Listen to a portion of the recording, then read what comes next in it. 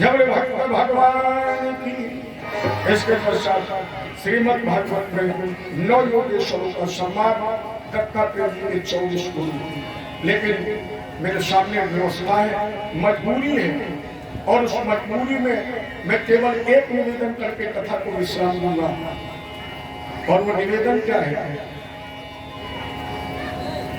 मिलती है साधुओं की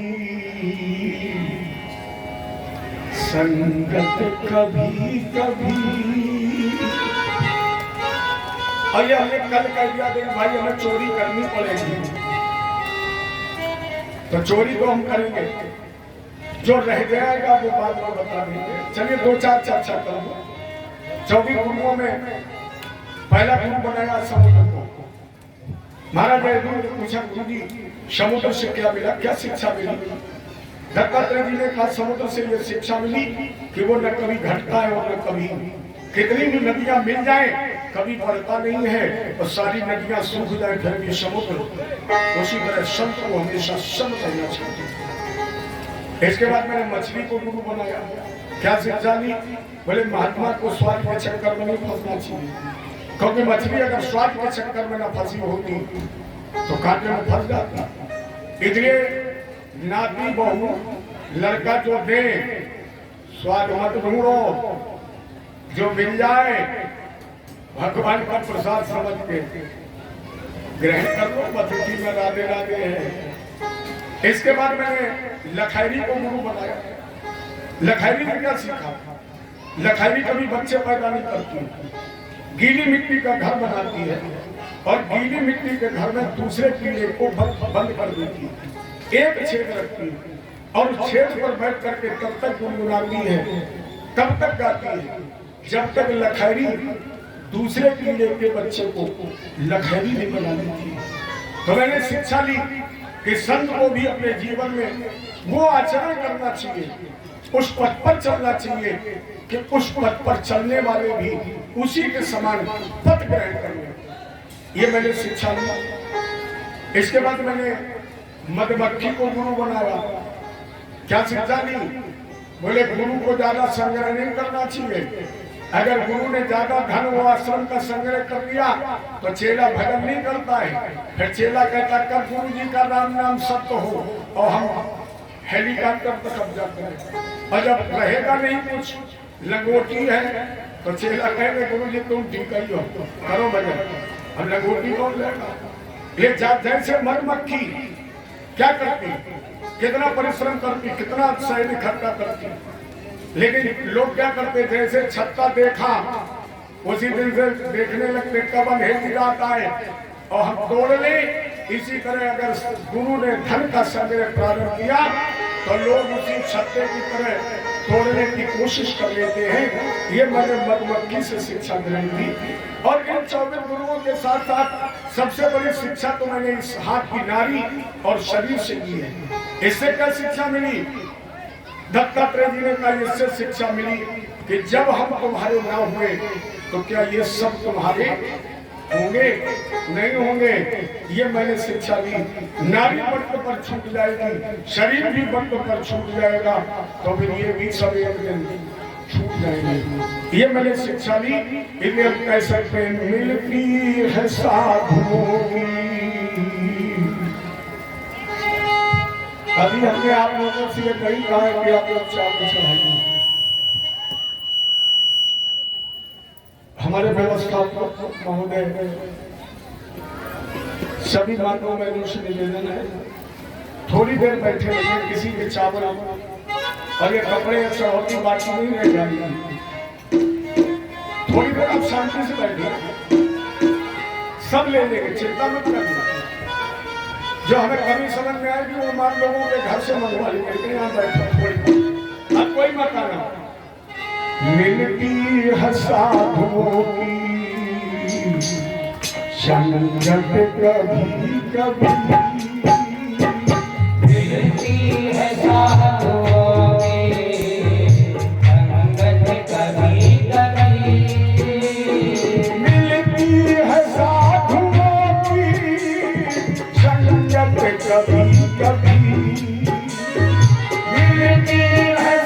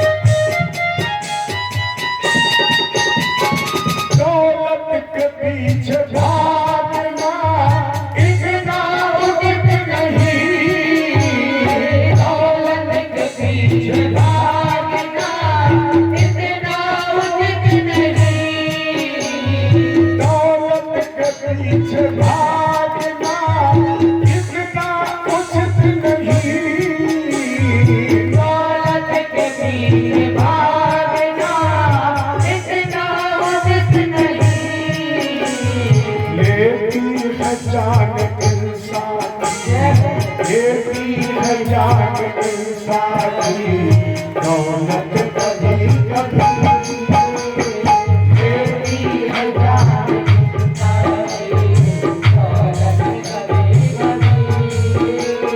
लेती है जान इंसानी दौलत कभी कभी लेती है जान इंसानी दौलत कभी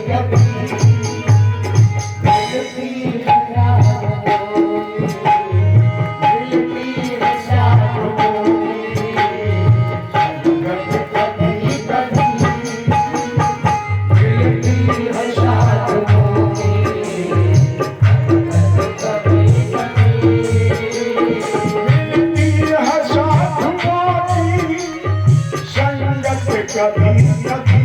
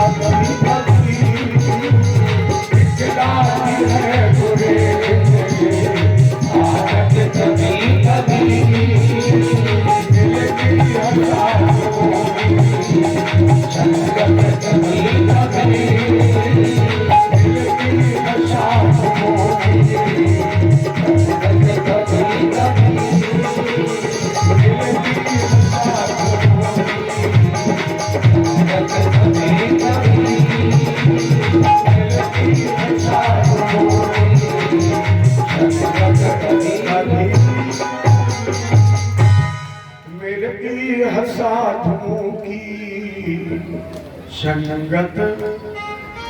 और अपने आप में मुझे सबसे अच्छी जो लाइन लगी इस गीत में, हंसने से पहले तुझे पर, ये सबसे प्यारी लाइन है, क्योंकि लोग हमेशा अपने में नहीं दूसरे पर हंसते हैं।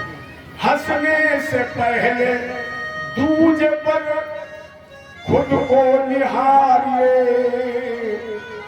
क्योंकि दिखलाती है बुरे दिन ये आदत कभी मिलती है साधुओं की संगत कभी कभी। और इसके साथ कहते हैं हरि अनंत हरि। रुक जाइए 2 मिनट दे दीजिए। याद है, मुझे याद है, मैं भूला नहीं। मैंने चौपाई इसीलिए अधूरी छोड़ी कि शायद कोई कहते पंडित जी वो 2 मिनट जो कल आपने बताई कहाँ गए, लेकिन ऐसा लगा आप लोग भूल गए। मैंने इसी परीक्षा के लिए ये चौपाई गाई थी हरि आनंद, तो मैंने कहा था कल 2 मिनट वही कथा। जब पूरा वृत्तांत हो गया, सुखदेव जी ने कहा राजेंद्र अब मुझे विदा करो, क्योंकि जितनी तुम्हारी समस्याएं थी, जितनी भी तुम्हारी जिज्ञासाएं थी, इनका मैंने समाधान किया।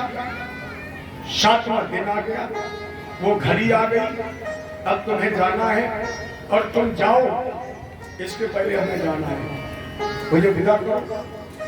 लेकिन मैं जाऊं इसके पहले मेरे 2 प्रश्न हैं राजेंद्र, मेरे 2 प्रश्न हैं। और जैसे सुखदेव जी ने कहा 2 प्रश्न हैं, जितने लोग थे वो सब घबरा गए।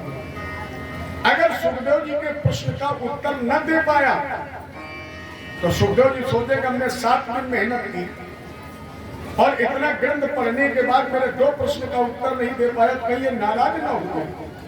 अगर सुखदेव जी नाराज हो गए तो एक ब्राह्मण का तो श्राप लिए बैठे, सब डरने लगे, लेकिन सुखदेव जी के सामने परीक्षित नहीं डरी। गुरु जी पूछिए, सुखदेव जी ने कहा बोलो तुम कौन हो। मेरा पहला प्रश्न, तुम कौन हो और क्या तुम मरोगे।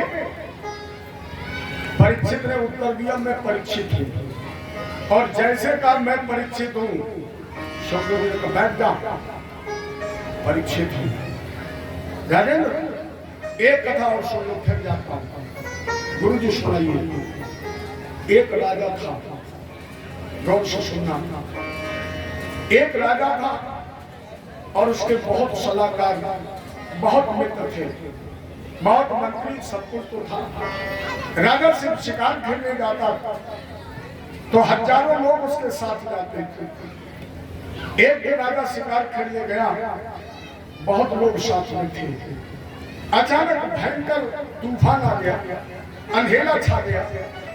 उस अंधेरे तूफान में राजा के जितने साथी थे वो सब पिछड़ गए। अंधेरा जब छटा तो राजा ने चारों तरफ देखा, कोई था ही नहीं, अकेला था।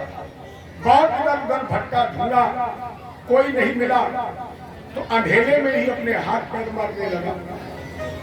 ढूंढते ढूंढते एक महात्मा के आश्रम पर पहुंचा। महात्मा जी बाहर तखत पर बैठे थे, कुटिया का दरवाजा बंद था, कुंडी लगी थी। राजा पहुंचा, महात्मा जी को प्रणाम किया। गुरुजी, मेरे सब साथी एक भयंकर तूफान में बिछड़ गए, मैं अकेले रह गया, मुझे रास्ता नहीं दिखाई पड़ रहा है, इसलिए आपसे आग्रह है कि इस कुटिया में एक रात हमें रुक जाने दो। महात्मा जी का नहीं, हम तुम्हें अपनी कुटिया में नहीं रोकेंगे। क्यों? बोले आज के पहले न जाने कितने लोग आए और उन्होंने कहा कि कुटिया में मुझे रोक दो। मैंने जिस भी व्यक्ति को इस कुटिया में रोका और सुबह कहा निकलो, उसने कहा कि महाराज ये कुटिया मेरी है, इससे मैं नहीं निकलूंगा। तो इतने लोग कब्जा कर चुके, कि अब मेरी हिम्मत नहीं पड़ती है कि मैं ये कुटिया किसी को दूं। राजा ने कहा शपथ लेते हैं, केवल 1 रात के लिए हमें कुटिया दे दो, सुबह हम खाली कर देंगे। महात्मा जी ने कहा अगर शपथ खा रहे हो तो अंदर चले जाओ, जाइए सुबह निकल जाना। और जैसे राजा ने कुंडी खोली और कुटिया के अंदर गया, अंदर से दरवाजा बंद किया तो चारों तरफ उस कुटिया में केवल रक्त भरा था, मवाद भरी थी, मूत्र भरा था, विष्ठा भरी थी, हड्डियों का ढेर लगा, रक्त मांस मज्जा त्वचा यही सब भरा हुआ, सारी गंदगी। पूरी रात उस कुटिया के अंदर वो राजा रुका। सुबह महात्मा जी ने कुंडी खटखटाई और कहा राजेंद्र रात पूरी हो गई, बाहर निकलो। लेकिन उस राजा ने कहा नहीं महाराज, ये कुटिया मेरी है, इसे मैं खाली नहीं कर सकता। परीक्षित ने कहा गुरुजी वो कौन पागल है जो उस कुटिया को अपना बता रहा है, जिसमें मल मूत्र विष्ठा ही तो भरा है, रक्त हड्डियां ही तो भरी है। सुखदेव जी ने कहा वो कोई दूसरा नहीं, परीक्षित तुम हो, क्योंकि तुम्हारे इस मकान में क्या भरा है। और फिर भी तुम कह रहे हो मेरा है, अभी तक तुम्हें ज्ञान है कि तुम परीक्षित हो, क्या भरा इसमें बताइए। विष्ठा ही तो भरी है, मल ही तो भरा है, मूत्र ही तो भरा है, हड्डियों का ढांचा ही तो है, खून ही तो इसमें भरा है, कहीं से निकल रही सुगंधी। ये दुर्गंधी का भट्ठा है, भट्टियां दहक रही दुर्गंधी की, फिर भी तू कह रहा है कि मकान मेरा है। परीक्षित ने कहा अपना क्षमा कर दो, मुझसे गलती हो गई। बोले गलती हो गई तो बताओ तुम कौन हो। बोले ईश्वर अंश। अच्छा दूसरा प्रश्न, तुम मरोगे। परीक्षित ने कहा गुरु जी मेरा जन्म ही नहीं हुआ, और जब मेरा जन्म नहीं हुआ तो मेरी मृत्यु भी नहीं होगी, फिर मरेगा कौन जो जन्मा है। जन्मा क्या है, ये शरीर जो जन्मा सो अवश्य नशावे, जो नशावे पुनः प्रकाशे, आकर 4,84,000 जात जीव जल थल नभवासी, भ्रमत जीव सब योनिन माही, अतुक बहु भाग्य परन नहीं। और जीवात्मा के भगवान ने क्या कहा, नैनम छिंदत शस्त्राणि, नैनम गाहत पावक, ना चैनम क्लेदंत्यापौ, ना शोषत मारुता, हरि अनंत। बस यहीं से परीक्षित को ज्ञान हो गया है। बैठ गए आसन पर, सुखदेव जी को विदा करके नाग पुष्प में आकर छुपा। देखो हमारे शास्त्रों में लेख है, पुष्प कभी सीधे सीधे नाक से मत लगाइए। जब भी उसकी सुगंध लेनी हो उसे रुमाल में अंगोछे में लपेट लो, तब उसे नासिका से लगाइए। अगर ये संसाधन मौजूद ना हो तो उसे मुठा में बंद कर लीजिए, लेकिन सीधे मत लगाइए, उठाया नाक से लगा लिया। कहीं छुपा हुआ उसमें वायरस हो सकता है, कीटाणु हो सकते हैं। बस 2 मिनट। जय जय श्री।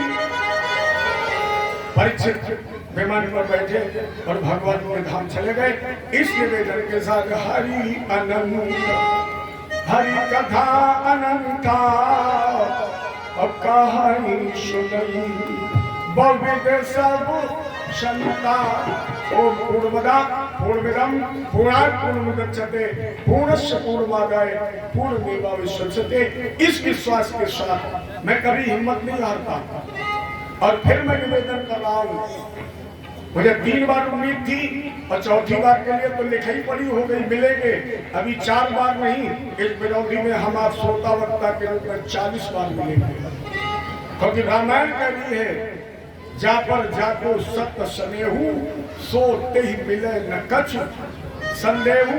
यदि है सच्ची प्रीत जहाँ में तो बिछुड़ा मीत सदा मिलता है। अभी तो 18 जनवरी को मिलेंगे ही, इसके बाद भी मिलते रहेंगे। एक निवेदन फिर आप लोगों से, पैसे वाले तो बहुत कथा कराते हैं, बहुत बड़े बड़े पैसे वाले पक्का मिलते हैं जो 50 लाख रुपए लेते हैं, लेकिन अगर आपके हृदय में कथा सुनने का भाव हो और भगवान ने आपको बहुत पैसा न दिया हो, तो आपको हम प्रमाणित कर सकते, क्योंकि हमारे वो यजमान बैठे यहाँ जिनके कम से कम 30-35 साल से हम जा रहे हैं। ये 4-6 लोग जो अभी करें के आगे से आए हैं, ये प्रमाणित कर सकते हैं कि मैं अपनी शादी से पहले इनके गांव जा रहा हूं और शायद जब तक जीऊंगा तब तक जाऊंगा। और जानते हो वो गांव कृपा है जिसमें कम से कम 70% यादव हैं। यादवों के बीच में इतना मुझसे प्यार करते हैं कि कथा जब होती तो सबसे पहले ढूंढ के ज्ञानी प्रकाश करते। और उसका एकमात्र कारण देखो, धन की मुझे भी चाहत है। आज छोटे भैया मुझे मिले सुबह तो मैंने उनसे निवेदन किया, मुझे भी धन की चाहत है, मुझे धन की आवश्यकता है, क्योंकि मेरे तो सारे कार्यक्रम इसी से चलते हैं। लेकिन अंतर केवल इतना है, वो लोग मेरा अयाचक के रूप में है, याचक के रूप में नहीं है। मैंने आज तक किसी यजमान से एक भी पैसा तय नहीं किया और भगवान से मैं प्रार्थना करता हूँ कि ठाकुर जी कभी भी मेरे मन में ये भाव में पैदा मत कर देना कि हम किसी यजमान से 1 लाख 2 लाख 10 लाख मांग लें। बस ये इतनी कृपा रखना। और मैं कभी अरे देने वाला तो वो है, जब वो दिलाना चाहेगा तो तुम्हारी खोपड़ी पर ऐसा बैठ जाएगा कि जो तुम नहीं देना चाहते वो भी मुझे दिला देगा। अरे भरोसा तो रखो उस पर। इसलिए फिर निवेदन, अगर आपके पास बहुत धन नहीं है आप मेरे पास आइए, चूंकि मैं बहुत गरीब ब्राह्मण हूँ। देखो औरैया के इस तरफ के तो जितने ब्राह्मण हैं वो सब जमींदार हैं, हमें पता है। औरैया से इस तरफ के जितने भी ब्राह्मण हैं ये सब जमींदार हैं। और औरैया के उस तरफ जितने बढ़ोगे कानपुर वाले पर विश्वा है कोरे, वो विश्वा भी सब आप ही लोगों के द्वारा है। इसलिए हम जानते हैं गरीबों का दर्द। और गरीब अच्छा भगवान इसीलिए तो जब तक गोकुल वृंदावन में रहे नंगे पैर रहे, क्या जूते नहीं पहन सकते? जमींदार के लड़के खूब पहनते। लेकिन भगवान जानते थे कि गरीबी का सच्चा आनंद लेना है तो गरीबों के साथ गरीब बन करके रहो। तो हम जानते हैं गरीबी क्या होती है। इसलिए गरीबों के हम थे, आज भी हैं और हमेशा रहेंगे। कभी भी आपके मन में भाव आइए, याद करिए ज्ञान प्रकाश। हाँ, इन लोगों का तो हम ठेका नहीं लेते, इन लोगों का ठेका नहीं लेते। अब ये लोग तो जब चलते हैं वहीं से तय होता है। इन्हें तो पंडित जी ले और चाहे न ले, अब उतर के हमें जल्दी दे, लेकिन देंगे नहीं। न तुम हंस रहे हो मिल गए, नहीं मिलेंगे कल से पहले। जय जय श्री। अब प्रेम से 2 लाइनें गाइए, आरती और प्रसाद। हाँ तो आप बता गालो गालो बेटा गालो, तुमने अपनी कम गाली।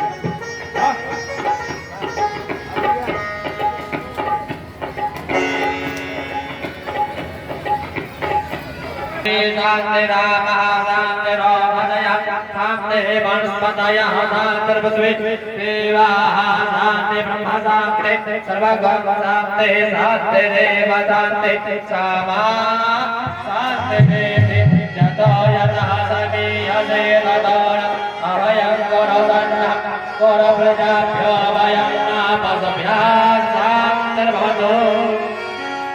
श्री भागवत भगवान की है आरती, पापियों को पाप के है श्री भागवत भगवान की है आरती, पापियों को